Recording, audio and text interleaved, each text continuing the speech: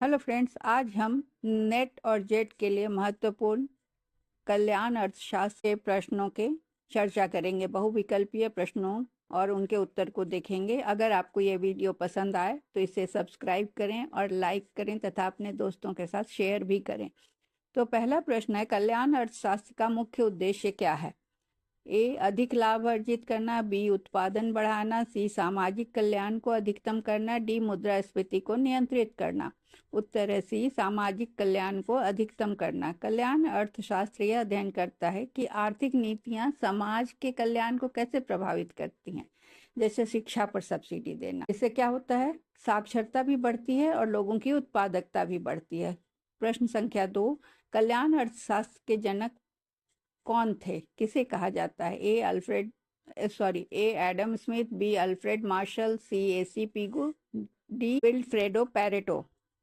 उत्तर है C, A C Pigou. Pigou ने पिगोवियन कल्याण सिद्धांत दिया, जिसे राष्ट्रीय आय और बाह्य प्रभाव, जिसे एक्सटर्नलिटीज भी कहा जाता है, के माध्यम से सामाजिक कल्याण को मापा गया। क्वेश्चन नंबर 3, पैरेटो के अनुसार कोई परिवर्तन तभी कल्याणकारी है जब ए, कुछ लोग लाभ में और कुछ हानि में हो। बी, सभी लाभ में हो। सी, कम से कम एक व्यक्ति लाभ में हो और किसी को हानि ना हो। डी, सभी हानि में हो। उत्तर है सी, कम से कम एक व्यक्ति लाभ में हो और किसी को हानि ना हो। यह पैरेटो दक्षता या पैरेटो एफिशिएंसी की शर्त है। किसी व्यापार से खरीदार और विक्रेता दोनों को लाभ हो और किसी तीसरे को नुकसान न हो। ये पैरेटो दक्षता बतलाता है। चौथा, पिगोवियन कर इसे ठीक करने के लिए लगाया जाता है। ए, मुद्रास्फीति। बी, बाजार एकाधिकार। सी, नकारात्मक बाह्य प्रभाव। डी, आय असमानता। उत्तर है सी, नकारात्मक बाह्य प्रभाव। ऐसे कार्यों पर पिगोवियन कर लगाया जाता है जो समाज को नुकसान पहुंचाते हैं, जैसे प्रदूषण फैलाने वाले उद्योगों पर लगाया गया कार्बन टैक्स। क्वेश्चन नंबर 5, इनमें से कौन सा सामाजिक कल्याण का घटक नहीं है? ए, दक्षता एफिशिएंसी। बी, समानता इक्विटी। सी, स्थिरता स्टेबिलिटी। डी, एकाधिकार मोनोपोली। उत्तर है डी, एकाधिकार। सामाजिक कल्याण के घटक हैं दक्षता, समानता और स्थिरता, जबकि एकाधिकार क्या है? कल्याण को घटाता है। क्वेश्चन नंबर 6, क्षतिपूर्ति सिद्धांत कॉम्पेंसेशन प्रिंसिपल किसने दिया? A, Pigou. B, Kaldor and Hicks. C, Pareto. D, Marshall. उत्तर है बी, कैल्डर एंड हिक्स।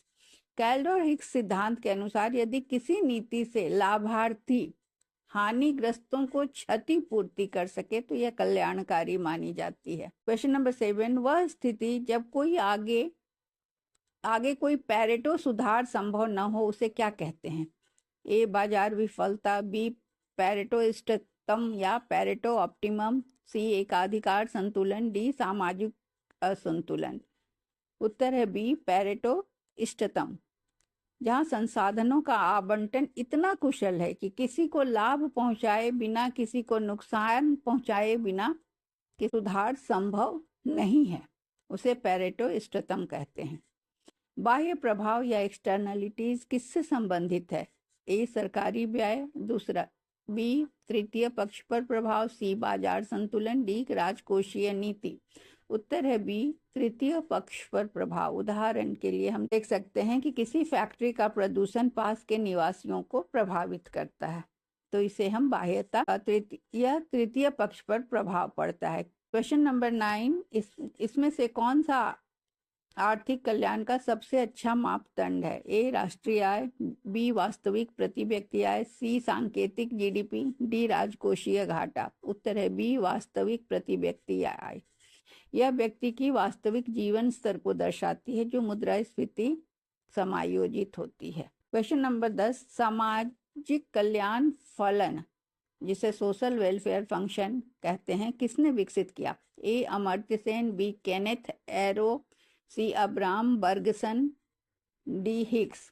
उत्तर है सी, अब्राहम बर्गसन सैमुएल्सन सामाजिक कल्याण फलन समाज के सभी व्यक्तियों की उपयोगिता को मिलाकर कुल कल्याण को मापता है। क्वेश्चन नंबर 11 एरो का असंभवता प्रमेय एरोज इम्पॉसिबिलिटी थ्योरम बताता है कि सामाजिक कल्याण को आसानी से मापा जा सकता है। बी कोई भी पूर्ण मतदान प्रणाली सबकी पसंद को सही ढंग से नहीं दर्शा सकती। सी मतदान से कल्याण निश्चित होता है। डी बाजार हमेशा कुशल होते हैं।